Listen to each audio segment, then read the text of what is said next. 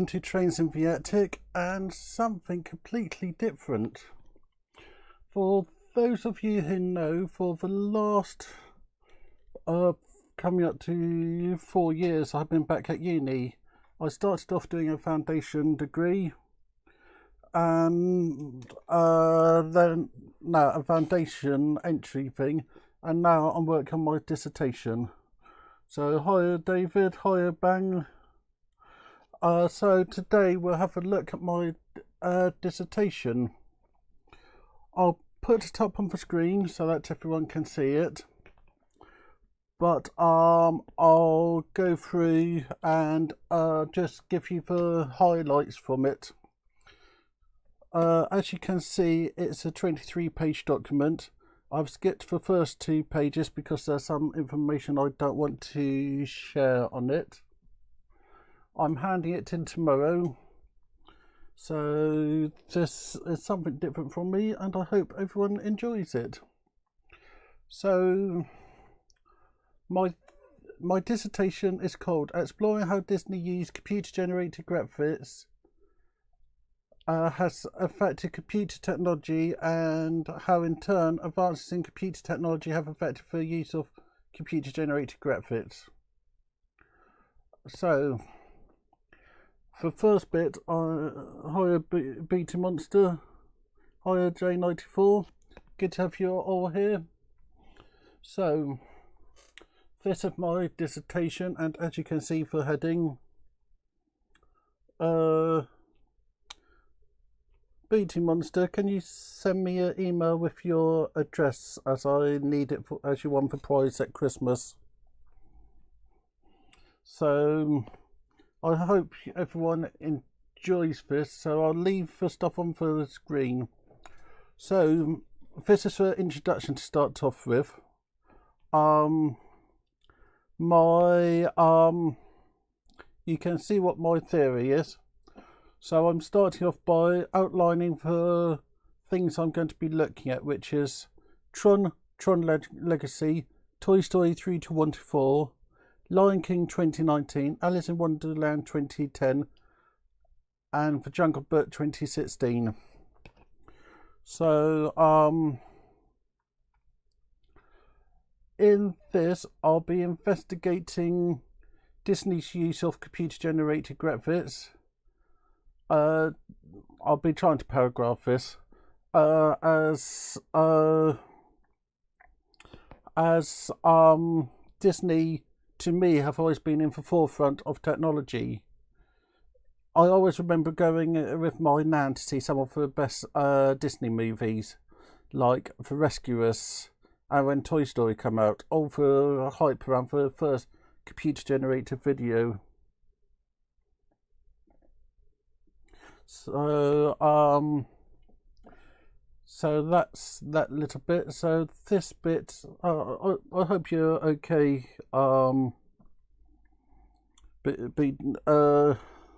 Damien, after being well. Yeah, David, I got your address. Once lockdown finished, I'll get everything sent out. So, Disney have had many groundbreaking films. I had to put in Who Framed Roger Rabbit, as we all know. I love rabbits. And then I said about how Toy Story was the first movie to be fully computer generated, and when you consider that was back in 1995, that was amazing. You're getting buffering. Let me see how stream strength doing. I can see. I think I'm suffering the same problem Anthony was having, but on my screen it's looking okay.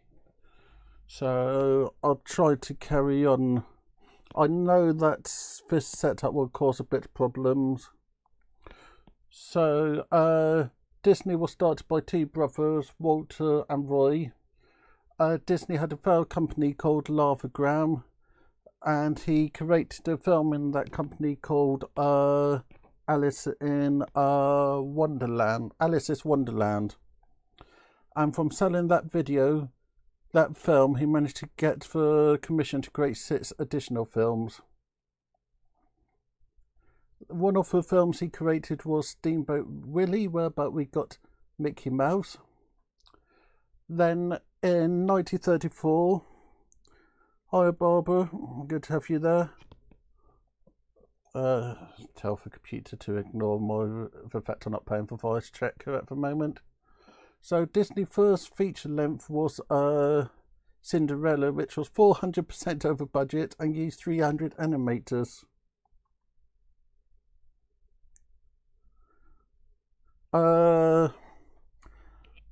The email address is trainsynthiatic@virginmedia.com. If you go on to trainsynthiatic about, then that should be the email address.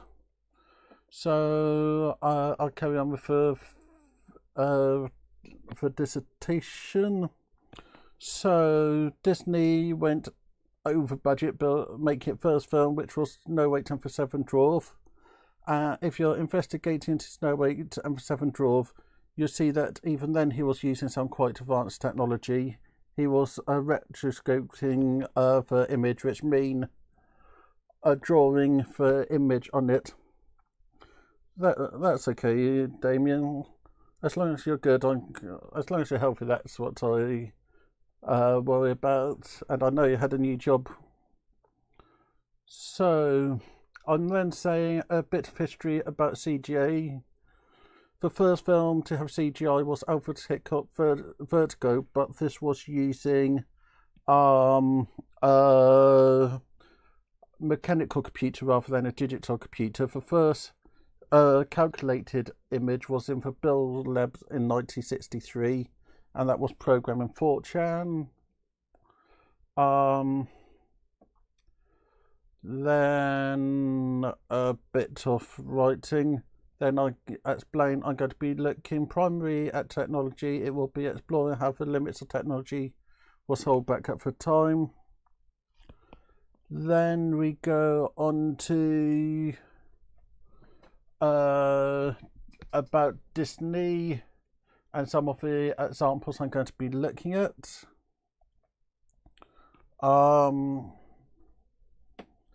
Then I found this lovely quote, which is from Disney, and it been re-quoted. So our business have grown with the technology achieved.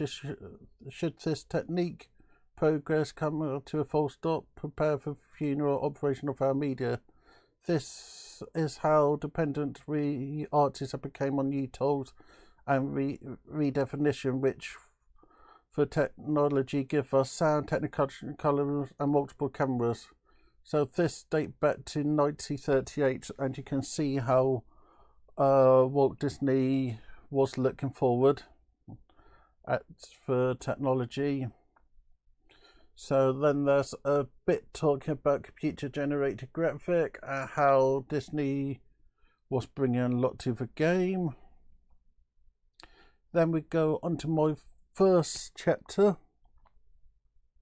which is comparing Tron and Tron Legacy. So I give the aim of the section, then we come on to talk about Tron. So Tron was a movie in 1982 and the first one to use computer generated graphics. This is one of the examples. The thing with Tron is all this had to be plotted by hand, and it for a 4-second clip it's at 600 coordinates. Could you just imagine doing that now? Saying that, if you think how long we spend in for hobby doing some of the jobs, we do spend quite a lot. And then we've got other things like Master Control was the first demonstration of facial animation. So then we go on to the next one page, where I'm talking about Tron Legacy, which is the follow-up to Tron. And that was in 2010.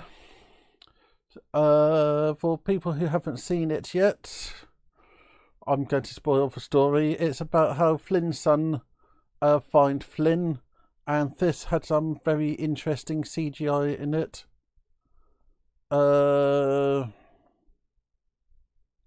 So again, another quote saying how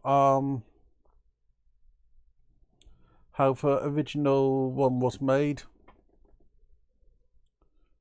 So that's quite an interesting quote explaining how the video was made, and then explaining how, although they didn't have the technology they wanted, they used methods to get around it.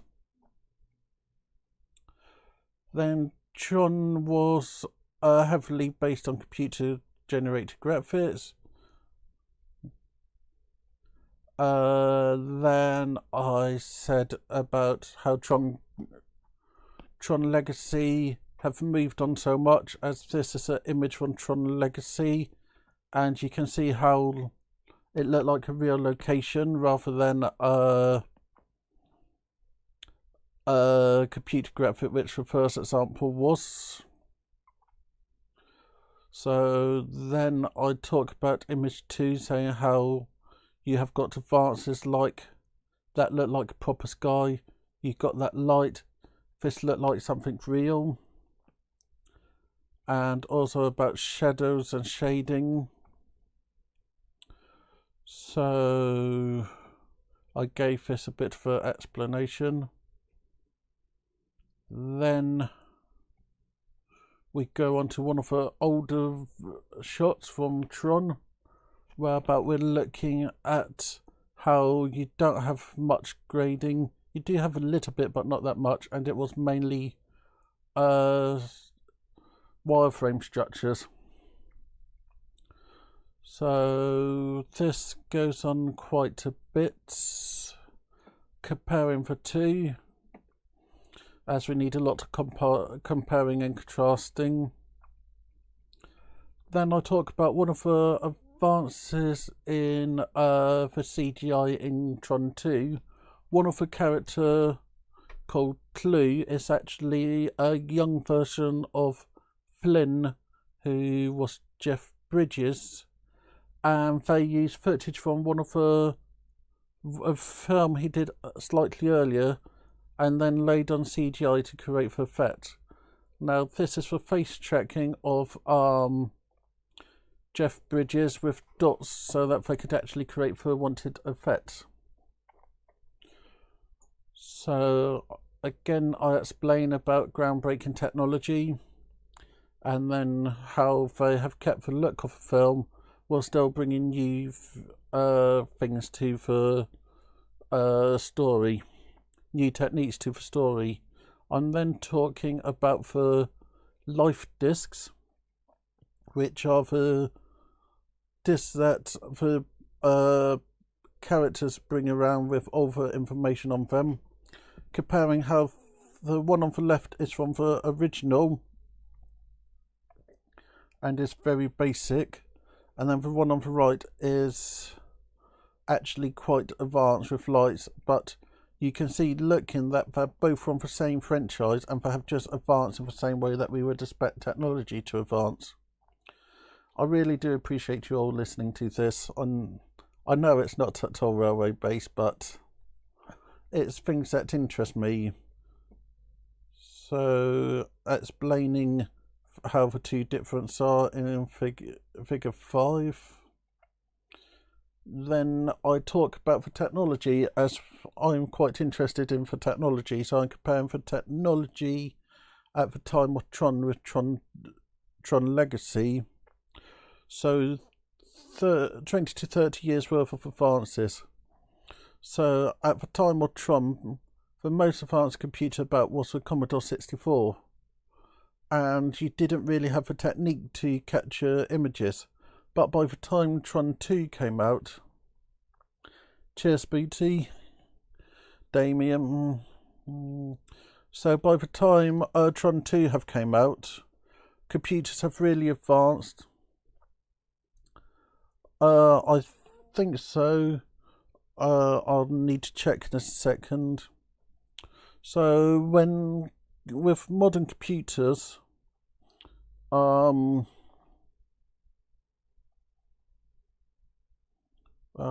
it doesn't show on this one. So yeah, with modern computers, computers had actually got used to dealing with data. So about the hum just turned on my other computer so I can just check I got the correct email address. I then say about dealing with data more natively. Cheers. And saying how Tron Legacy used a lot of modern technology but still kept the feel of the old one, as they have tried to keep the art as it used to be. So I'll scroll down to the next chapter. Hi Robin, Robin, good to have you there. So the next section is comparing Toy Story films and how they have how the graphics have changed. So let me just quickly do that on there. Go onto that. Go onto that. Click on that. I'm not a robot. Submit. Trains in Viatic at virginmedia.com. Yep, that's correct. So, like I said, I always like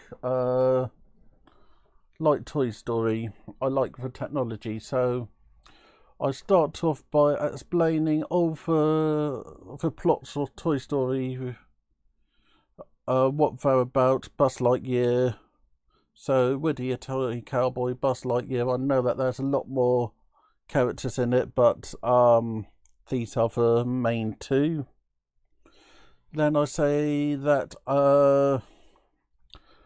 it was released in 1995, and then I found a lovely quote about to sync the character's mouth and facial expression to the actor's recording. Animators spent weeks per 8 seconds of animation using 300 computer processors to render the film in its final design. Each of the computer rendered on a render farm of those machines. Some microsystem are long gone, and then it's steady drips of 3 minutes a week, which, when you consider how long modern films take, that was quite amazing. So each frame took 45 minutes up to 30 hours to render. That's just amazing, that amount of time. So I then say about computers at that time. So put your hands up if you can remember DOS. As Windows 95 had just been released at that point. Floppy disks were used to transfer data at 1.44 megabytes. When you consider my dissertation is 33 megabytes, that would have taken a lot of floppy disks. Then I was saying we still use telephone boxes and computer. Something just went wrong with that, so OBS have now reconnected. I know that there's something up with YouTube at the moment. So I then talk about what machines people were using, how the graphics were low compared to today. Then I'll talk about Toy Story 2, which was released in 2000. How we learnt about the existing characters a bit more. And then again explain about the computer history. So PCs had turned to Windows 2000, Windows ME 98 to 95. Traditional forms of media were starting to be replaced with MP3s. mobile phones have become normal, and data transfer speed was quite slow, and we had personal digital assistants. So then I carry on with saying about how you had for PlayStation 2 and what speed new PCs are running at. I also made the point of TV turning over to digital. So that as digital processing handling have been quite an important thing with computer generated graphics. The third movie was in 2010, which is 15 years after the original, so you can see quite an advance. Then I was saying about how the toys have started to grow up as the audience have grown up, and you were starting to get more mature themes, such as moving away, losing friends, and that kind of thing. I was then saying about how Windows XP had taken over the world. Floppy disks were dead, CDs were barely used, and most people were using USB drives to move data around because data had got so big and faster. The fourth film, which was released in 2019, this is given more themes. It's about how Woody have outgrown by his child and started to put his emotion on other toys, and saying about the technology around the time. Then I'm talking about understanding the film based on the technology and how the technology have changed. And then I chose to look at one of the iconic thing, which is the writing on the foot of the characters. As this is a little detail, but it can mean so much. As if you're comparing 1 to 2, you can see that 1 is quite crude with how it was drawn, where number 2 you can see the pen that did it. Number 3, the writing is just a small detail, but can make such a big amount of information. A lot of details, and you can also see the wood detail had grown. And then number 4, the grass is looking amazing, and everything have just improved. So this is explained in this section here. And then I'm explaining a bit more here, saying how we can look at the changes and advances in the technology, and how Toy Story 4 we can actually see the technology have been held back to allow for effects to really grow. I then talk about how important for quality, how the technology have grown, how the equipment have grown, and effects have been applied, but how they have kept it to keep the story the same, and how the technology have become much more available. Then I have found another good quote. So, Toy Story had a large impact on the film industry with innovating computer animations. After the film debut, various industry interested in the technology used for the film. Graphic chips make a desired for computer image similar to the film animated for personal computer. Game developers want to learn how to replicate the animation effect. Oh, that's good, David. I think I'm running about a 2-minute delay as OBS is being a bit what's it today. So what I'm saying here is how the technology used in the film was used to create. It came from what was used in the film had actually expanded to the wider world. And I'm then explaining it in this section here, whereabout I'm saying how people wanted better computers. They wanted their own ability to create for graphics.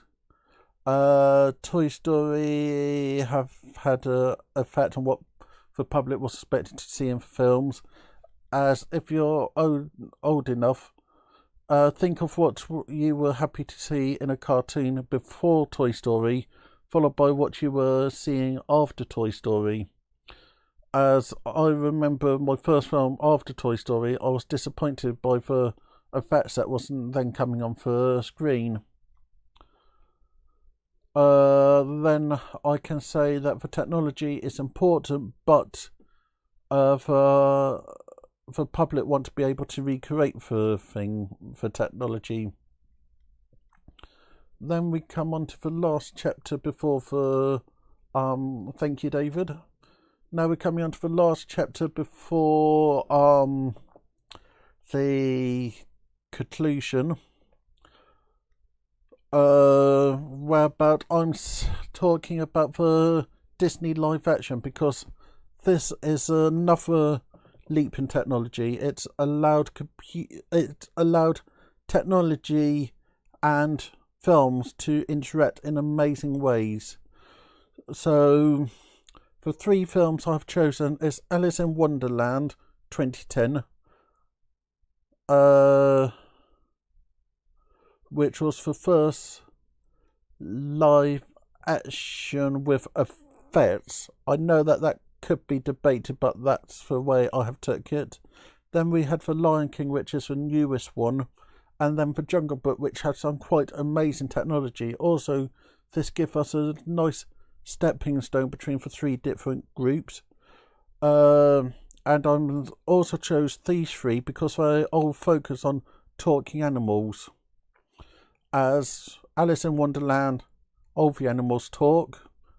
The Jungle Book, all the animals talk. But you've got a human in there as well, so you need to have a person interacting with him, with the characters. And then Lion King is all about the animals talking. So that's explained in there. So I then say about Lion King, which is a remake of a 1998 film, which then became a musical, and it's a story of a lion who should have been the next king of the African savannah. His father was killed by his uncle, who convinced that he was responsible, and then follow his story. It's worth having a look on Disney Plus if you are actually interested in how these films were made. So on Disney Plus, they provide a lot behind the scenes, and this allowed me to see how the video was actually made. So it was using some innovative technology. The director wanted to have the look and feel of a traditional camera, but because it's digital, you can't traditionally use a normal camera in the way that was wanted, but they have managed to come up with ways to do it. So we then have a reference explaining how they went to a trip to Kenya, took reference photos, then fed it into a computer, created a virtual Serengeti which could be filmed on by moving cameras around. So you had real skills being used. Then I explain about it. Then this picture is actually showing the director with a VR headset. If you're interested, that looked like a HVG vibe.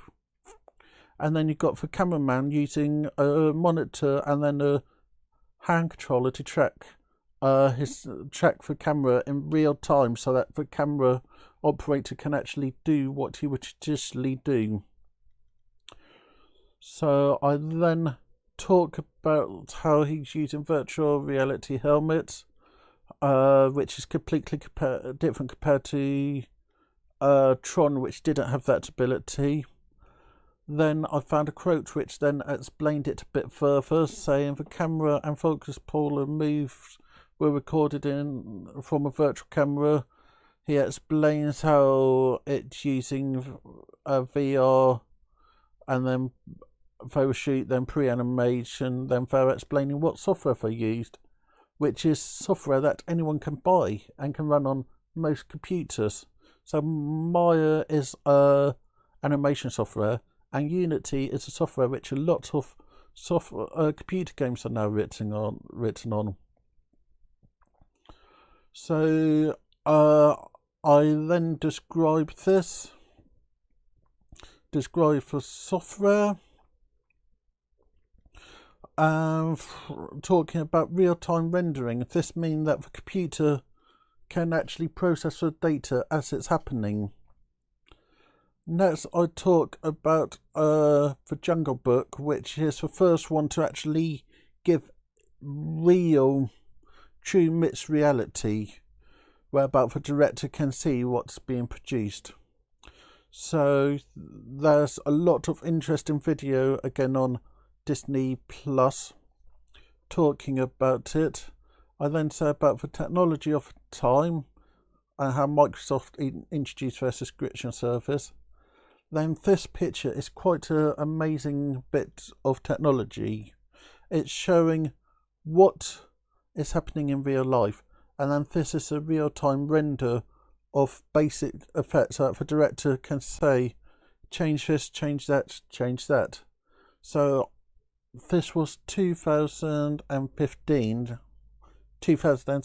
actually, and you can see how, compare this to some of the others, how the technology have moved on. So I was saying how the Jungle Book was using puppets and computer generated graphics, and how they use MITs to bring new things ahead. Then I went to Disney's Alice in Wonderland, which was made by Tim, I can't remember his name, but this was based on the Lewis Carroll story, and explain about it.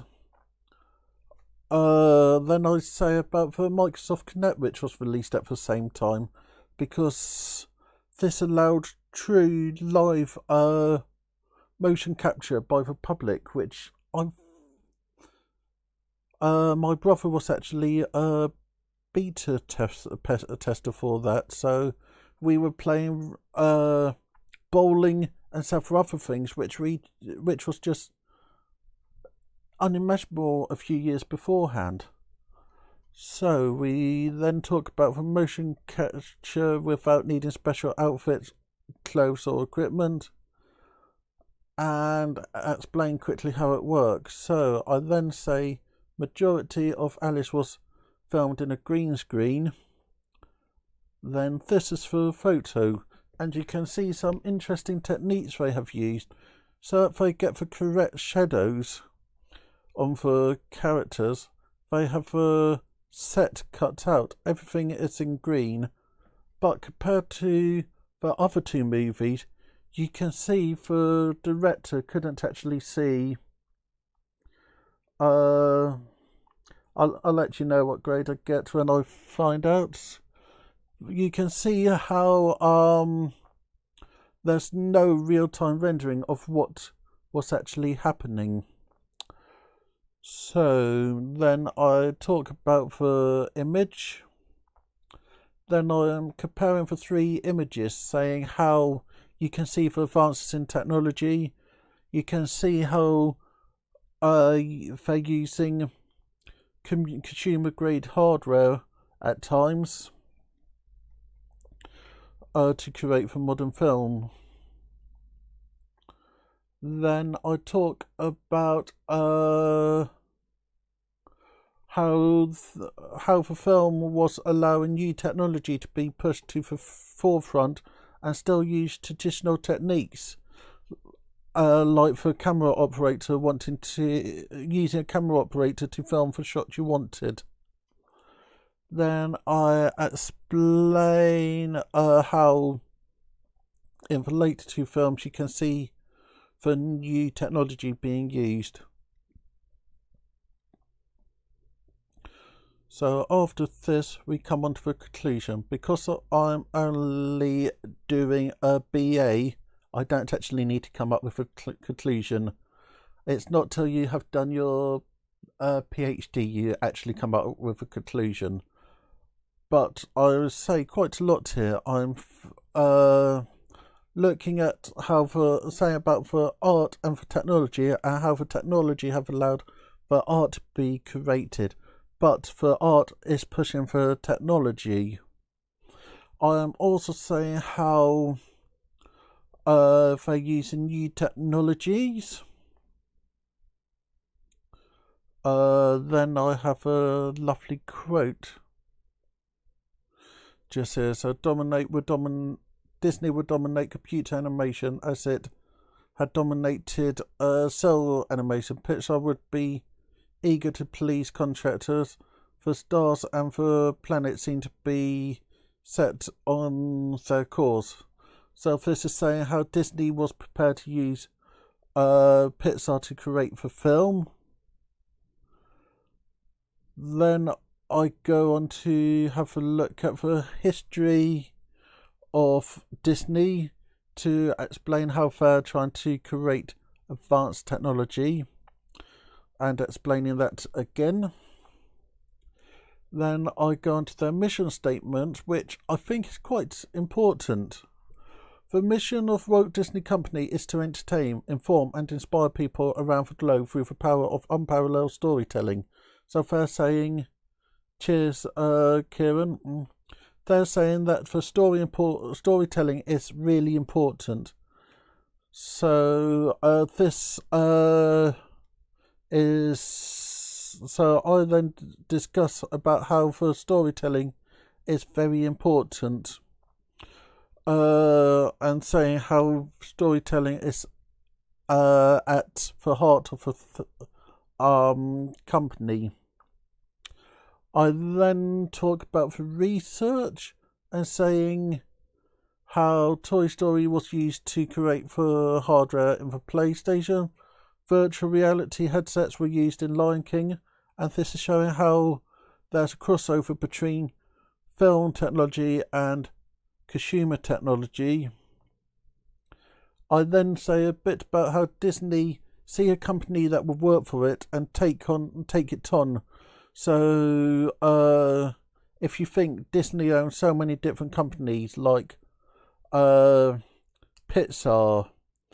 Lucasfilms and several other big companies which are all very pushing technology, but I'm also saying different companies have been helping to grow the new technology. So then I say that technology is a tool that can be used in many different ways, and that Disney used it to create a better storytelling. But for technology itself can't be used to create the story. You've got to have a good story before you can actually use technology. Then I conclude a bit more by saying about this show how important technology is, how computer generated graphics are applied to films, the number of films which you have CGIs applied to which you don't actually realise, and how the technology is used in new and creative ways. I then end up with technology is a tool to help create a better storytelling. However, using the tool itself will not create a good story, but using technology in the right way will let the story to be told in a better way.